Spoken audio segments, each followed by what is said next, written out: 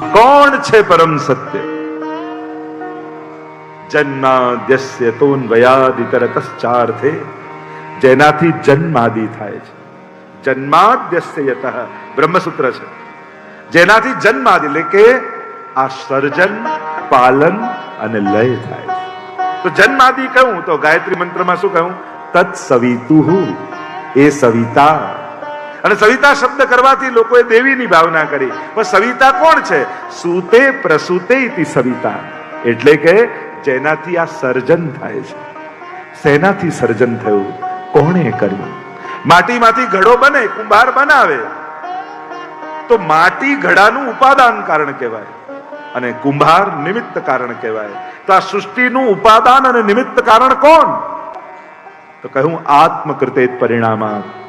ભગવાન પોતે જ માટી બને છે અને ભગવાન પોતે જ કુંભાર બને છે. એ જ પોતાનામાંથી પરિણમિત થાય છે સર્જન સૃષ્ટિ રૂપે. બ્રહ્મ પોતે જ પરિણમિત થાય છે. અને જો બ્રહ્મ સત્ય છે તો કાર્ય કારણ અભેદાત. મહાપ્રભુજી આજ્ઞા કરે શુદ્ધાદ્વૈત બ્રહ્મવાદના મતમાં, જો બ્રહ્મ સત્ય હોય તો સત્ય એવા બ્રહ્મમાંથી અસત્ય સર્જન કેમ થઈ શકે? સોનું હોય એનાથી તમે વીંટી બનાવો, કુંડળ બનાવો, કડા બનાવો. જો સોનું છે, આકાર અને નામ બદલાય, રહે તો સોનું જ ને.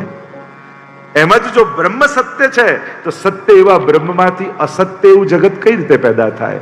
મહાપ્રભુજી કહે બ્રહ્મ સત્યમ જગત સત્યમ. જગતને પણ મહાપ્રભુજી સત્ય માને. મહાપ્રભુજીનો મત છે શુદ્ધાદ્વૈત બ્રહ્મવાદ. શુદ્ધ એટલે માયાથી લિપ્ત નથી પરમાત્મા. માયા તો ભગવાનની દાસી છે. માયાનું આવરણ ભગવાન પર નથી. માયા તો ભગવાનની આજ્ઞા પ્રમાણે કાર્ય કરનારી શક્તિ છે. તો બ્રહ્મ શુદ્ધ છે. અદ્વૈત બે નથી. સૃષ્ટિ જુદી, જગત જુદું અને બ્રહ્મ જુદા. આવા બે નથી. બ્રહ્મ જ સૃષ્ટિ રૂપે સર્જન પામે છે, એટલે અદ્વૈત. અને બ્રહ્મવાદ સર્વ ખલો ઇદમ બ્રહ્મ, એટલે કે સગુણું બ્રહ્મ જ છે. કેવલ રૂપ નામના ભેદથી જગત ક્રીડતી યોયતઃ. જગતમાં લીલા ભગવાન કરે છે, પોતે જ પરિણમિત થાય છે. અખિલ બ્રહ્માંડમાં એક તું શ્રી હરિ. બ્રહ્મ જુદા જુદા રૂપ નામ ધારણ કરી અને આ આખી લીલા કરી રહ્યો છે. એ જ છે જન્માદ્યસ્ય તોન્વયાદિતરતશ્ચાર્થે સ્વવિજ્ઞ સ્વરાટ તેને બ્રહ્મ હૃદય આદિ કવયે મુહ્યંત યત સૂરય તેજો વારી મૃદામ યથા વિનિમયો. જેમ તમે જ્યાં રણમાં જતા હો અને મૃગજળ દેખાય, તમે એને જળ માનીને સાચું માની લો. નજીક જાઓ તો કાંઈ ન હોય. એ જ માયા છે એને છુપાવે, નથી એને દેખાડે. એ જ માયા. આજ પ્રભુની લીલા છે, આજ માયા છે એને છુપાવી દે છે. જે કણકણમાં વ્યાપેલો છે દેખાતો નથી, અને જે નથી એ દેખાય છે. કનક કુંડળ વિશે ભેદ ન હોય. સોનું એનું કુંડળ બનાવો, વીંટી બનાવો, કંકણ બનાવો, છે તો સોનું જ. આકાર અને રૂપ બદલાયા, આપણે એને જુદા નામે ઓળખીએ. આ તો બ્રહ્મનો જ વિસ્તાર છે. અને આમ સત્યમ પરમ ધીમહિ, અમે પરમ સત્યનું ધ્યાન ધરીએ છીએ. અને પરમ સત્ય કોણ છે? એ જ કૃષ્ણ પરમાત્મા, જે સૃષ્ટિ રૂપે પરિણમિત થાય, જે જીવ રૂપે પરિણમિત થાય. એ જ જીવ, જગત અને બ્રહ્મ. મહાપ્રભુજી સમજાવે બ્રહ્મ પૂર્ણાનંદ છે, જગત નિરાનંદ છે અને જીવ અલ્પાનંદ છે. આમ મહાપ્રભુજીનો શુદ્ધાદ્વૈત અણુભાષ્ય, મહાપ્રભુજીનું ભાષ્ય છે બ્રહ્મસૂત્ર ઉપર. અને મહાપ્રભુજી એ જે આચાર્યો છે, એ આચાર્યોમાં છેલ્લા આચાર્ય શ્રી જગતગુરુ વલ્લભાચાર્ય થયા, શંકરાચાર્ય, નિંબાર્કાચાર્ય, મધ્વાચાર્ય, રામાનુજાચાર્ય અને છેલ્લા વલ્લભાચાર્ય થયા, જેમણે પોતાનો વેદાંત અણુભાષ્ય રૂપે શુદ્ધાદ્વૈત બ્રહ્મવાદનો મત પ્રસ્થાપિત કર્યો. ઘણી બધી ચર્ચાઓ છે. પત્રાવલંબે પંડિત જીત્યા પત્રાવલંબન ગ્રંથ રચ્યો છે મહાપ્રભુજી, પોતાનો મત મૂક્યો છે. અને એની જ વાત શ્રીમદ ભાગવત પણ પ્રતિપાદિત કરે છે. બીજા શ્લોકમાં કહ્યું ધર્મ પ્રવૃજિત કૈતવો અત્ર પરમો નિર્મત્સરાણામ સતામ. અહીંયા તો મત્સર રહિત ધર્મનું વર્ણન ભાગવતમાં છે, કપટ રહિત ધર્મનું વર્ણન. કપટ શું? ભગવાન પાસે જાઓ, પણ ભગવાન માટે ના જાઓ એ જ કાપટ્ય છે. ભગવાન પાસે જઈએ છે પણ સંસાર માંગવા માટે જઈએ છે, ભગવાન મેળવવા નથી જતા, એ જ કાપટ્ય છે. ત્રીજા શ્લોકમાં વૃક્ષની વાત કરે. નિગમ કલ્પતરોર ગલિતમ ફલમ શુકમ ખાદમૃત દ્રવ સંયુતમ પીબત ભાગવતમ રસમાલયમ મુહુરહો રસિકા ભુવિ ભાવુકા. કહ્યું નિગમ એટલે વેદ રૂપી વૃક્ષ ઉપર લાગેલું ગલિત ફલ છે ભાગવત. અને ગલિત કેવું છે? નથી એમાં ઠળિયો, નથી એમાં છાલ, એ તો પીવાનું છે, રસમાલય છે, એવું ફળ છે. અને વૃક્ષ પર લાગેલું ફળ સૌથી મીઠું કયું? તો કહ્યું કે જેમાં પોપટ ચાંચ લગાવે ને એ સૌથી મીઠું ફળ હોય. તો અહીંયા કહ્યું શુકમ ખાદ અમૃત દ્રવ સંયુતમ. અહીંયા પણ પોપટે ચાંચ મારી છે. કયા પોપટે? તો કે શુકદેવજી રૂપ શુકે ચાંચ લગાવી છે. અને કેવું છે? રસમાલયમ, રસનો આલય. શ્રીમદ ભાગવત એ રસમાલય છે, ભાગવત એ ન્યાયાલય છે, ભાગવત એ ઔષધાલય છે, ભાગવત એ નંદાલય છે, ભાગવત એ ગ્રંથાલય છે. અનેક આલયો શ્રીમદ ભાગવતમાં બિરાજે છે. એવું શ્રીમદ ભાગવત છે. રસમાલયમ મુહુરહો, વારંવાર આનું પાન કરો. કથા માટે એમ ના કે મેં તો એકવાર સાંભળી છે, કથા માટે આવું ના કહેવાય. આનું તો વારંવાર, જ્યાં સુધી ભગવત પ્રાપ્તિ ન થઈ જાય ત્યાં સુધી પીતા રહેવા. એટલે અમારા ગોપીજનો ગોપી ગીતમાં કહે છે ને, તવ કથા અમૃતમ તપ્ત જીવનમ કવિ બિરડિતમ કલ્પશાપહમ. પ્રભુ આપની કથા કેવી છે? સંસારથી તપેલા જીવને પરમ શાંતિ આપનારી કથા છે, મનના કલ્મશોને ધોઈ નાખનારી કથા છે. કથા સાંભળીએ ને ધીરે ધીરે મન પવિત્ર થવા લાગે, મન ધોવાવા લાગે, આ કલ્મશો ધોવાઈ જાય. એટલે બ્રજના સંતો એમ કે ને કે પેલું પાન ખાતા હો તો સોપારી નાખો, ચૂનો નાખો, વરિયાળી નાખો, ખાઓ ને તો ચહેરા પર લાલી ના આવે. પણ એમાં કથ્થો લગાડો ને અને કથ્થો લગાડીને પાન ખાઓ તો આપમેળે હોઠ પર લાલી આવી જાય. એમ જેના જીવનમાં કથા આવી જાય ને એના ચહેરા પર લાલી આપમેળે આવી જાય. એવી આ ભગવાનની દિવ્ય કથા છે, મનના સર્વ કલ્મશોને ધોઈ નાખે છે. પ્રભુની આ કથા વારંવાર પીતા રહો. મુહુરહો રસિકા ભુવિ ભાવુકા. આગળ કથાનું વર્ણન કરતા નૈમિષારણ્યમાં લઈ ગયા. 88,000 ઋષિઓ નૈમિષારણ્યમાં યજ્ઞ પ્રારંભ કરીને બેઠા છે. સુતજી આવ્યા, 6 પ્રશ્નો કર્યા. પહેલો પ્રશ્ન કર્યો કે મહાત્મન, આપ તો શાસ્ત્રોના વેદતા છો, સર્વ શાસ્ત્રો આપે અધ્યયન કર્યા છે, તો શાસ્ત્રો અનુસાર મનુષ્યનું પરમ કલ્યાણ શેમાં છે એ અમને જણાવો. માણસને સુખ શેમાં છે ખબર છે, હિત શેમાં છે ખબર નથી. તો માણસનું હિત શેમાં છે એ અમને કહો ને. બીજો પ્રશ્ન કર્યો ને કહ્યું કે અમને સર્વ શાસ્ત્રોનો સાર સંભળાવો, જેનાથી અમારું અંતઃકરણ પવિત્ર બની જાય. શાસ્ત્ર સાંભળવાથી મન પવિત્ર થાય છે. જો આપણા હિન્દુ સમાજની સૌથી મોટી ખામી એ છે, આપણે બધા આપણા ધર્મ ગ્રંથોથી બહુ દૂર રહીએ છીએ. મુસ્લિમ ભાઈઓને જેટલું કુરાન વિશે ખબર છે, ક્રિશ્ચન ભાઈઓને જેટલું બાઇબલ વિશે ખબર છે, હિન્દુ ભાઈઓને ગીતાજી ને ભાગવતજી વિશે એટલું ખબર નથી હોતી. એટલે જો આપણે ગયા વર્ષે ગ્રંથોત્સવ કર્યો હતો, હજારો ઘરોમાં ગીતાજી, ભાગવતજી, 16 ગ્રંથો ઘર ઘર પહોંચાડ્યા હતા અને પ્રયાસ કર્યો હતો. હજી એ ચાલી જ રહ્યું છે જુદા જુદા સ્વરૂપે. હજારો ઘરોમાં, કેટલા દેશોમાં પહોંચાડ્યા. લોકો મૂળ ધર્મ ગ્રંથોને વાંચતા થાય. વ્યક્તિઓ છેતરશે, ગ્રંથો ક્યારે નહીં છેતરે, શાસ્ત્રો ક્યારે નહીં છેતરે. એ તો યોગ્ય દિશા બતાવતા જ રહેશે. એટલે ધર્મશાસ્ત્રો ઘરમાં વસાવો અને એનું વાંચન કરો. વાંચી ન શકો તો સાંભળો કોઈ મુખે, જેથી ધર્મશાસ્ત્રનું જ્ઞાન થાય. લોકો કઈ વાંચે નહીં, કઈ કરે નહીં. આવું બધું ક્યાં લખ્યું છે? બધે લખ્યું છે, તે શું વાંચ્યું? આપણે કઈ વાંચતા નથી ને, ખાલી પ્રશ્નો કરીએ છીએ. શાસ્ત્રો દિશા નિર્દેશ કરે જ છે. ત્રીજો પ્રશ્ન કર્યો કે પરમાત્માના વિવિધ અવતારો વિશે અમને કહો. ભગવાન અનેક અવતારો લઈને આવે છે ને, એની કથા કહો ને ગુરુદેવ. ચોથો પ્રશ્ન કર્યો, પરમાત્મા શ્રી કૃષ્ણ જે મંગલ કાર્ય કરવા માટે પધાર્યા, એ અવતારનો હેતુ, પ્રયોજન શું હતો? પાંચમો પ્રશ્ન કર્યો કે ભગવાન વિવિધ લીલાઓ કરે છે ભૂતલ પર પધારી, એ લીલાઓનું વર્ણન કરો મારી આગળ. છઠ્ઠો પ્રશ્ન કર્યો,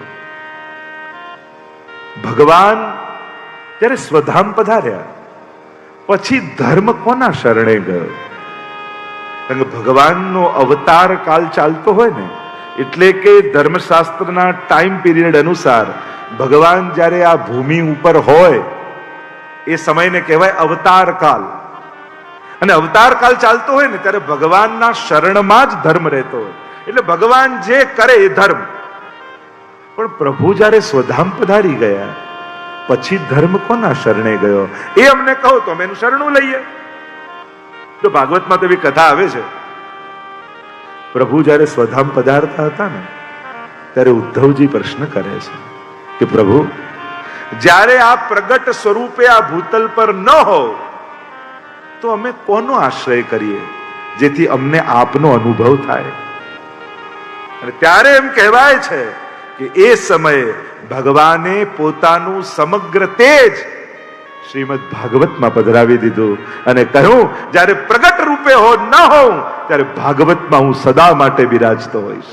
તું ભાગવતનો આશ્રય કરીશ ત્યારે સાક્ષાત તને મારો અનુભવ થશે. એવા ભગવાનના વચન છે. એટલે અનવતાર દશામાં પણ શ્રીમદ ભાગવત એ પ્રગટ ભગવાનનું સ્વરૂપ છે. તો ગુરુદેવ અમને એ બતાવો કે અમે કોના શરણે જઈએ? 6 પ્રશ્નો કર્યા. મનુષ્યનું પરમ કલ્યાણ શેમાં છે? આ જ્યારે પ્રશ્ન કર્યો ત્યારે ઉત્તર આપતા સુતજી બોલ્યા, ભગવાનની ભક્તિમાં જ મનુષ્યનું પરમ કલ્યાણ છે.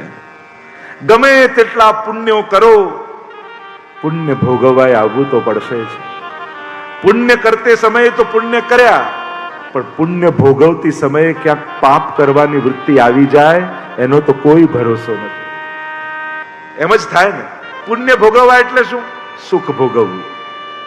તો સારું કરતા પુણ્યો પ્રાપ્ત કર્યા, પણ પુણ્યો ભોગવતા ક્યાંક પાપ ન કરી બેસીએ એ ડર તો રહે છે. કારણ કે જ્યારે જ્યારે સુખ આવે છે ત્યારે પાપની સંભાવનાઓ લઈને આવે છે. કારણ કે સુખ ભોગવતા ભોગવતા ક્યારે પાપ કરવા લાગે ને માણસ ખબર ન પડે. કેવલ ને કેવલ ભક્તિ દ્વારા જ મનુષ્યનું, કારણ કે જ્યારે ભક્તિનો પ્રાગટ્ય હૃદયમાં થાય છે ને તો બધા દુર્વિચારો ને દુર્ભાવનાઓ ખરી પડે છે. કાઢવું નથી પડતું કે ક્રોધને કાઢું, લોભને કાઢું, ઈર્ષાને કાઢું. બસ હૃદયમાં ભક્તિ પ્રગટાવી દો, આ બધું ખરી જશે. યલબ્ધ્વા પુમાન સિદ્ધો ભવતી અમૃતો ભવતી તૃપ્તો ભવતી. નારદજી ભક્તિ સૂત્રમાં કહે છે આ ભગવાનની ભક્તિ કેવી છે કે જે પ્રાપ્ત કરે છે ને સિદ્ધો ભવતી, સિદ્ધ થઈ જાય. તૃપ્તો ભવતી, એ તૃપ્ત થઈ જાય છે. અને જેને ભક્તિથી ઓળકાર આવી જાય ને પછી એને સંસારની વસ્તુની લાલસા રહેતી નથી. કારણ કે એનો આત્મા તૃપ્ત થઈ ગયો છે. અને તૃપ્ત થયેલો જીવ લાલસાઓમાં ફસાતો નથી. ભગવાનની ભક્તિ દ્વારા જ મનુષ્યનું પરમ કલ્યાણ છે એમ સમજાવ્યું. અને એક મનથી ભગવાનની ભક્તિ કરવી એની વાત કરી. ભગવાનના અવતારો વિશે જે પ્રશ્ન કર્યો હતો, સનત કુમારોથી લઈ કલ્કી ભગવાન સુધીના અવતારોની કથા કહી. ભગવાન પરમાત્માના 24 અવતારો છે એમ કહ્યું. અનેક અવતારો લઈને પરમાત્મા આવે છે ને, અનેક અવતારો લે છે. જ્યારે જ્યારે ધર્મની ગ્લાનિ થાય ત્યારે હું આવીશ, એવા ભગવાનના વચનો છે. એતે ચાંસ કલાપુંશ કૃષ્ણસ્તુ ભગવાન સ્વયં એમ કહ્યું. 6 પ્રકારના ભગવદ અવતાર લે. અંશાંશ અવતાર, અંશાવતાર, કલા અવતાર, આવેશ અવતાર, પૂર્ણ અવતાર અને પરિપૂર્ણ અવતાર. તો અવતાર લેનારો અવતારી કોણ? તો કૃષ્ણસ્તુ ભગવાન સ્વયં. જે કૃષ્ણ પરમાત્મા છે, જે પૂર્ણ પુરુષોત્તમ છે, એ જ આ જુદા જુદા અવતાર લઈને આવે છે. અને એટલા માટે 3-4 વસ્તુઓ સમજવી જરૂર છે. એક, ભગવાનના વ્યૂહ, ચતુર્વ્યૂહથી ભગવાન લીલા કરે. પ્રદ્યુમ્ન, અનિરુદ્ધ, સંકર્ષણ, વાસુદેવ, આ ચતુર્વ્યૂહથી ભગવાન. તો ભગવાનના વ્યૂહ. બીજું, ભગવાનની વિભૂતિ. ગીતાજીમાં ભગવાનને વિભૂતિ યોગ કહ્યો ને, આ મારી વિભૂતિ. આમ 6 ગુણમાંથી એક ગુણનો પણ ક્યાંક પ્રભાવ દેખાય ને તો એ વિભૂતિ છે. ત્રીજું છે ભગવાનના અવતારો, જુદા જુદા અવતાર લઈને ભગવાન આવે. અને ચોથા છે ભગવાન પોતે, જે પૂર્ણ પુરુષોત્તમ પોતે છે. પ્રાકૃતા સકલા દેવા ગણિતાનંદ કમૃહત પૂર્ણાનંદો હરિસ્તસ્માત કૃષ્ણ એવ ગતિર્મમ. જે અગણિતાનંદ આનંદ રૂપ પરમાત્મા છે, જે પૂર્ણાનંદ છે, એ જ બ્રહ્મ છે. તો આ સૂક્ષ્મ ભેદ છે આ બધા. આગળ પ્રશ્નો કર્યા, એના ઉત્તરમાં 4 પ્રકારના પ્રશ્નો કર્યા. ભાગવતના વક્તા સંબંધી, ભાગવતના કર્તા સંબંધી, ભાગવતના શ્રોતા સંબંધી અને ભાગવતના રચયિતા સંબંધી. આ 4 પ્રકારના પ્રશ્નો કર્યા. એના ઉત્તરમાં વ્યાસજીના પ્રાગટ્યની કથા કહી અને વર્ણન કરતા સુતજી બોલ્યા, વર્તમાન ચતુર્યુગીના દ્વાપરમાં સત્યવતીના ગર્ભથી પરાશર મુનિના સંતતિ રૂપે, બોલો વ્યાસ ભગવાન કી જય, વ્યાસ ભગવાન કી જય, વ્યાસજીનું પ્રાગટ્ય થયું. એમ જોવા જાઓ તો પરાશર મુનિથી અપરાધ થયો, ન કરવાનું કૃત્ય થયું. સંધ્યાકાળનો સમય, યમુનાજીનો કાંઠો હતો, મત્સ્યગંધા સત્યવતી સંબંધ બંધાયો. અસુર કોઈ પેદા થવો જોઈએ આવા સંજોગોમાં, પણ યમુનાજીનો તટ હતો ને. યમુનાજી તો કેવા અજાણે અધર્મી નાહી ગયો તો એ માએ કર્યો ઉદ્ધાર. યમુનાજીનો આશ્રય હતો એટલે અસુર ન થતા ભગવાનના જ્ઞાન અવતાર એવા વ્યાસજીનું પ્રાગટ્ય થયું. એટલે જ યમુનાષ્ટકમાં ઉલ્લેખ કરતા મહાપ્રભુજી આજ્ઞા કરે છે, ધ્રુવજી અને પરાશર મુનિને અભિષ્ટ ફળ આપનારું કોઈ હોય તો એ યમુનાજી છે. ધ્રુવજીને ધ્રુવલોક મળ્યું એ કેવલ એમના તપથી નહીં, યમુનાજીના પાન કર્યા એટલે. પરાશર મુનિને અભિષ્ટ ફળ મળ્યું, વ્યાસજી જેવા પુત્ર થયા. કેમ? યમુનાજીનો આશ્રય હતો એટલે. અભિષ્ટ ફળ આપનારા શ્રી યમુનાજી છે. પાનનો મહિમા તો આગળ જયારે ચર્ચા નીકળશે ત્યારે આપણે કરીશું શ્રી યમુનાજીના ગુણગાન. પણ પરાશર મુનિને યમુનાજીની કૃપાથી વ્યાસજી પ્રાપ્ત થયા. વેદોના વિસ્તાર કર્યા, વિભાગ કર્યા એટલે વ્યાસ કહેવાયા. બોર ખાઈને રહેતા એટલે બાદરાયણ કહેવાયા. યમુનાજીના બેટમાં, દ્વીપમાં એમનો જન્મ થયો એટલે દ્વૈપાયન કહેવાયા. વ્યાસજીનું નામ પડ્યું. શ્યામ રંગના હતા એટલે કૃષ્ણ કહેવાયા, એટલે કૃષ્ણ દ્વૈપાયન વ્યાસ એવું નામ એમનું થયું. વેદોનો વિસ્તાર કર્યો, એકમાંથી 4 વેદ થયા. 17 પુરાણોની રચના વ્યાસજીએ કરી. મહાભારત જેવો જયગ્રંથ લખ્યો, 1,00,000 શ્લોક મહાભારતમાં. અને એમ કહેવાય વ્યાસોચ્છિષ્ટ જગત સર્વમ.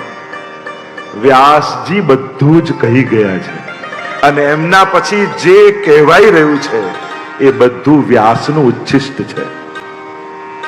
વ્યાસોચ્છિષ્ટ જગત સર્વમ. આટલી રચના કર્યા છતાંય મનમાં આનંદ નથી. ઘણી વાર માણસને થાય આટલું જીવનમાં ભાગાદોડી કરી, આટલું બધું જીવનમાં મેળવ્યું, હજી મનમાં શું ખૂટે છે? હજી પ્રસન્નતા કેમ નથી? શોકાતુર વ્યાસજી બેઠા છે પોતાના શામ્ય પ્રાસ આશ્રમમાં. હૃદયમાં આનંદ કેમ નથી? અને એટલામાં દૂરથી અવાજ સંભળાયો, શ્રીમન નારાયણ નારાયણ નારાયણ. કાન ઊંચા થઈ ગયા વ્યાસજીના. આ તો નારદજીનો અવાજ છે. ત્રિલોકમાં નારાયણ શબ્દનો જાપ કરતા કરતા પરિભ્રમણ કરનારા ભક્તિ માર્ગના એવા આચાર્ય, પરમ ભક્ત પ્રભુના ભગવદ અવતાર એવા નારદજી મારે ત્યાં પધારી રહ્યા છે. મારા ધન્ય ભાગ. આપણા ઘરે કોઈ મહાપુરુષ પધારે, કોઈ વૈષ્ણવ પધારે, આए मेरे नंद नंदन के प्यारे, माला तिलक मनोहर बानो त्रिभुवन के उजियारे. અને દૂરથી નારાયણ નારાયણ નારાયણ ના શબ્દ. ભક્તિ માર્ગના આચાર્ય છે નારદજી. નારમ જ્ઞાનમ દદાતિ ઇતિ નારદમ. જે જ્ઞાન આપે નારદ. નારમ અજ્ઞાનમ ખંડયતિ ઇતિ નારદમ. જે અજ્ઞાનનો નાશ કરે નારદજી. આ તો આપણે સિરિયલો જોઈ જોઈને હાંસીના પાત્ર બનાવી લીધા નારદજી. નારદજી તો દરેક પુરાણોના કેન્દ્રોમાં રહેલા છે નારદજી. જેટલી કથાઓ તમે જુઓ એના કેન્દ્રમાં નારદજી હશે. પોતે અપયશ ઓઢીને પણ જે ભગવાનના કાર્ય કરે ને એવા ભગવદીય નારદજી છે. એટલે સિરિયલો જોઈ જોઈને ધર્મશાસ્ત્રોના અર્થઘટનો ન કરતા, કોઈ વ્યક્તિ વિશેષ માટે ધારણાઓ ન બાંધતા. કારણ કે જેટલું અપમાન હિન્દુ ધર્મના પાળવા વાળા પોતાના દેવી દેવતા સંતો મહાત્માઓ ભગવાનના અવતારો એનું કરે છે, એટલું અપમાન કોઈ ધર્મના પોતાના ઈષ્ટોનું કરતા નથી. આ સ્પષ્ટ વાત છે. આપણે આપણા દેવી દેવતાઓની મજાક બનાવીએ, હાંસી ઉડાવીએ, એવી નિમ્ન કક્ષાએ એની સરખામણીઓ કરીએ. આપણા ઘરમાં બગડેલો છોકરો, આ મારો કનૈયો છે. હવે ક્યાં કૃષ્ણ ભગવાનને ક્યાં તારો બગડેલો? તું જેને રોજ પગે લાગે છે એની સરખામણી આવા જોડે કરે છે? એની લીલાઓની સરખામણી આવી ખરાબ હરકતો જોડે તું કરે છે? કોઈ ધર્મના માનવા વાળા પોતાના ભગવાન જોડે આવી રમત કરતા નથી. એ માતાજી હોય, એ મહાદેવજી હોય, એ ગણપતિ હોય. ગણપતિ ઉત્સવમાં પણ કોઈ ક્રિકેટર બનાવી દે, કોઈ સાયન્ટિસ્ટ બનાવી દે, કોઈ કેવા કેવા ખેલ આપણા દેવી દેવતાઓ જોડે આપણે કરીએ. દિવાળીમાં મને યાદ છે, લક્ષ્મી ટેટો આવતો. લક્ષ્મીજીનો ફોટો હોય અને ભાઈ સળગાવીને ફાટે એટલે લક્ષ્મીજીના ફોટાના ચિત્રે ચિત્રા ઉડી જાય. કેવા આપણે જ આપણા દેવી દેવતાઓ સાથે જે હરકતો કરીએ છીએ, આપણા જ સનાતન ધર્મીઓએ ચેતવાની જરૂર છે. આપણે સન્માન નહીં જાળવીએ તો બીજા લોકો ક્યાંથી માન રાખશે? લોકો પોતાના ઈષ્ટનું ગૌરવ જાળવે છે તો બીજા ધર્મવાળાઓ એમને પગે લાગવા જાય છે. પણ આપણે જ આપણા ધર્મ, ભગવાન, મંદિરો, તીર્થોની જે મજાક બનાવીએ છીએ તો બીજાની સામે જ હાંસીના પાત્ર બની જઈએ છીએ. એટલે દરેકે, જો તમારા ઈષ્ટ આપણા કોઈ બી હોય, પણ કોઈ પણ આપણા ઈષ્ટ હોય એનો અર્થ એ નથી થતો કે બીજા કોઈ પણ દેવી દેવતાઓની મજાક કરવી. દરેક દેવી દેવતાઓ સન્માનનીય છે, આદરણીય છે, વંદનીય છે. આ ક્યારે ભૂલી નહીં જવું. આપણી અનન્યતાને વંદન છે, હોવી જોઈએ પોતાના ઈષ્ટ માટે, પણ એનો અર્થ બીજાનું અપમાન કરવું એવું ક્યારે થતો નથી. એટલા માટે દરેક સનાતન ધર્મીએ, દરેક ભગવાન દેવતા, આ બધાનું સન્માન જાળવવું જરૂરી છે. કારણ કે આપણા આચાર્યોએ સન્માન કર્યા છે અને એટલા માટે એમના અનુયાયીઓએ પણ માન રાખવું જોઈએ. ઘણી વાત નહીં, ફ્લેટોમાં, મુંબઈમાં તો ખાસ આમ ખૂણો આવે ને દાદરા પાસે તો ભગવાનના ફોટા લગાડ્યા હોય, જેથી કોઈ અહીંયા થૂકે નહીં. આવો ભગવાનનો દુરુપયોગ હિન્દુ સિવાય બીજું કોઈ ના કરી શકે. અને છતાં એમાં થૂકેલું તો હોય પાછું. લોકોની દુર્દશા તો જુઓ, માનસિકતાના જે અધપતન થાય છે. ગમે તેવા ભગવાનના લીલાઓના ફોટા બનાવીને મૂકો. આ યોગ્ય નથી. બહુ વિચાર માંગે છે હવેના સમયમાં કે તમે તમારા ઈષ્ટ, આરાધ્ય, તમારા વંદનીય આ બધા દેવી દેવતાઓ, આ બધા ઈષ્ટ સ્વરૂપો, એની જોડે કેવો વ્યવહાર તમે કરો છો. એટલે ખાસ બધાને અનુરોધ કરીશ, રિસ્પેક્ટ જાળવો, માન જાળવો. નારદજી આવ્યા, વ્યાસજી પ્રસન્ન થઈ ગયા. પધારો પધારો પધારો નારદજી.